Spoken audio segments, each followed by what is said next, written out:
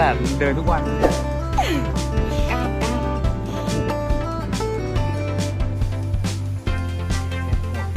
เก็บหมดเลย ต้มกระทะ ฮะ นี่จะทำอะไรครับ ทำสเต็กครับ นี่สเต็กหมักครับนี่ไก่เป็นน่องไก่3 น่องหมักไว้แล้วประมาณเกือบ2 ชั่วโมงเนาะพี่เนาะ มาแล้ว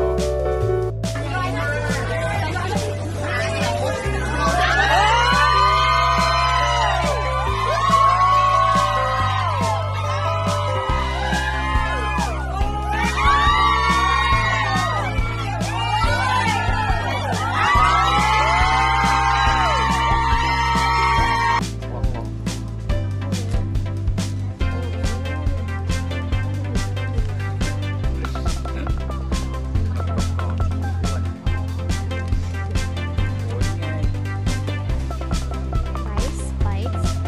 ก็เนี่ยจำนวนหน่วยบริโภคต่อฟองประมาณ3ค่าพลังงานทั้งหมด110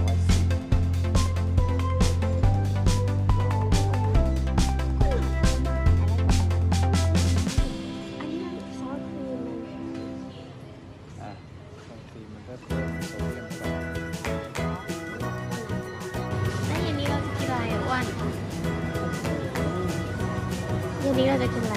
ย่างปลากินไหม ปลาออร์แกนิก ทำไหม ย่างปลาเหรออาจจะ